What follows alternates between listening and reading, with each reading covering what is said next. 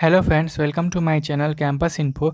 So Swiggy is hiring for the role of business analyst and the job location for this role is Bangalore, and they have not mentioned what is the package of this role, but they have mentioned that people have experience in 1.5 years to 2.5 years. They are eligible for this role, and the people must have bachelor's of degree in business administration, engineering, economics, finance, mathematics, statistics or a related sister fields, and the people have knowledge like SQL or Python, Excel, or have BI platform like Power BI, Tableau, this type of knowledge, and have some statistical knowledge that will help in measuring the central tendency and dispersion of distribution of significance testing.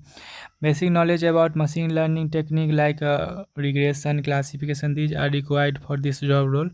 So the people who are interested for this job role, I will post this link in the description. You will apply through that link, and please apply as soon as possible because the number of candidate apply more than the chance of getting selected is less because they reach threshold and they will close the job. So guys, thanks for watching. Please subscribe my channel. Thank you so much.